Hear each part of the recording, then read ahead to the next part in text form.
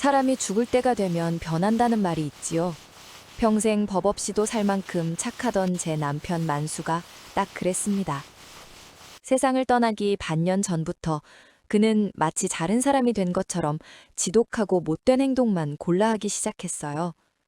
그때는 그게 너무 서운해서 밤마다 베갯잇을 적셨는데 이제야 그 마음을 알 것 같아 가슴이 미어집니다.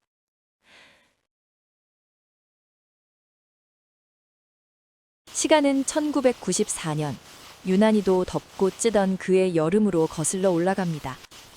우리 부부는 서울 변두리에서 작은 세탁소를 운영하며 살고 있었습니다. 남편 만수는 손님들이 맡긴 옷에 보풀 하나만 있어도 일일이 손으로 떼어낼 만큼 성실한 사람이었어요. 아이들에게는 한없이 다정한 아버지였고 저에게는 평생 큰소리 한 번 내지 않던 순둥이였지요. 그런데 가을바람이 불기 시작할 무렵부터 남편이 이상해졌습니다. 어느 날 저녁이었어요. 남동생 결혼을 앞두고 제가 아껴둔 쌈짓돈을 꺼내자 남편이 제 손목을 획 낚아챘습니다. 이 돈이 어디서 났어? 당신 미쳤어? 동생 결혼이 뭐라고 이 큰 돈을 갖다 바쳐? 저는 깜짝 놀라 남편을 쳐다봤습니다. 평소라면 제 친정일에 발벗고 나서던 사람이었거든요. 남편의 눈은 전에 본 적 없는 살기가 서려 있었습니다. 그는 기어이 그 돈을 빼서 자신의 주머니에 넣고는 밖으로 나가버렸습니다. 그날 이후로 남편은 지독한 구두쇠가 되었습니다. 집안의 모든 지출을 통제하기 시작했어요. 아이들이 좋아하는 바나나 한 송이 사는 것도 아깝다고 소리를 질렀고 제 화장대 위에 놓인 낡은 크림 하나까지도 사치라고 몰아세웠습니다. 당신 요즘 왜 그래요? 돈이 그렇게 중요해? 사람보다 돈이 먼저냐고요? 제가 울며 따져 물어도 남편은 냉정했습니다. 그래, 나 돈이 좋다. 죽을 때 가져갈 것도 아닌데 왜 그렇게 아끼냐고. 그게 내 맘이야. 싫으면 나가든지. 그 말에 저는 가슴이 무너져 내렸습니다. 30년을 함께 산 사람의 입에서 나올 말이라고는 믿기지 않았지요. 하지만 남편의 이상한 행동은 여기서 끝이 아니었습니다. 어느 날은 중학생이던 아들의 방에 들어가더니 아들이 애지중지하던 전집이며 학용품을 몽땅 상자에 담아 마당으로 내던졌습니다. 공부는 무슨 놈의 공부냐? 기술이나 배워서 돈 벌 생각이나 해. 내일부터 세탁소 나와서 기름때나 닦아. 아들은 울면서 방으로 튀어들어갔고 저는 남편의 멱살을 잡고 대들었습니다. 하지만 남편은 제 손을 뿌리치고는 차갑게 돌아섰습니다. 남편은 정말 미친 사람 같았습니다. 그해 겨울 남편은 한술 더 떠서 저에게 운전을 배우라고 강요했습니다. 내일부터 운전학원 등록해. 당신도 이제 차 몰 줄 알아야 해. 저는 운전이 무서워서 싫다고 손사래를 쳤습니다. 하지만 남편은 제 말을 듣지도 않았어요. 매일 새벽같이 저를 깨워 공터로 끌고 나갔습니다. 제가 클러치를 잘못 밟아 시동을 꺼뜨릴 때마다 남편은 제 옆에서 온갖 모욕적인 말을 퍼부었습니다. 당신은 머리가 장식이야? 이것도 못해서 어떻게 험한 세상을 살아가려고 그래. 남편의 고함에 눈물을 닦으며 운전대를 잡았습니다. 그때는 남편이 너무 미워서 정말 이 사람하고는 더 못 살겠다는 생각뿐이었어요. 남편은 제가 운전에 익숙해질 때까지 단 하루도 쉬지 않고 저를 몰아세웠습니다. 그러던 어느 날 남편이 집안의 가구며 가전제품을 하나씩 내다 팔기 시작했습니다. 시어머니가 물려주신 낡은 장롱부터 제가 시집 올 때 가져온 화장대까지 말이죠. 집안은 텅 비어갔고 제 마음도 함께 비어갔습니다. 이제 속이 시원해요? 다 팔아치우니까 행복하냐고요? 남편은 대답 대신 담배만 뻣뻣 피워댔습니다. 평소 담배도 안 피우던 사람이 하루에 2갑씩이나 피워대며 골방에 틀어박혀 지냈습니다. 그러던 12월의 어느 추운 밤이었습니다. 남편이 갑자기 저를 부르더니 통장 하나를 내밀었습니다. 이거 당신 이름으로 된 통장이야. 여기 든 돈 절대로 허투루 쓰지 마.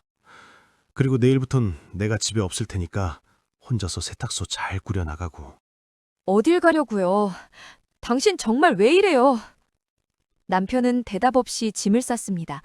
그리고 그 밤으로 집을 나갔습니다. 저는 남편이 바람이 났거나 아니면 돈을 들고 도망쳤다고 생각했습니다. 아이들도 아버지를 원망하며 다시는 보지 않겠다고 다짐했지요. 그로부터 석 달 뒤 병원에서 연락이 왔습니다. 남편이 위암 말기로 위독하다는 소식이었지요. 허겁지겁 달려간 병실에서 본 남편은 제가 알던 그 듬직한 만수가 아니었습니다. 뼈만 남은 앙상한 몸으로 산소 호흡기에 의지해 숨을 몰아쉬고 있었지요. 남편은 제가 온 것을 알고는 힘겹게 눈을 떴습니다. 그리고 제 손을 잡으며 아주 작은 목소리로 속삭였습니다. 미안해, 순임아. 나 없이도 꿋꿋하게 살라고 그랬어. 그게 남편의 마지막 말이었습니다. 남편의 장례를 치르고 돌아온 텅 빈 집. 저는 남편이 내밀었던 그 통장을 다시 꺼내보았습니다. 그런데 통장 갈피에서 낡은 수첩 하나가 툭 떨어졌습니다.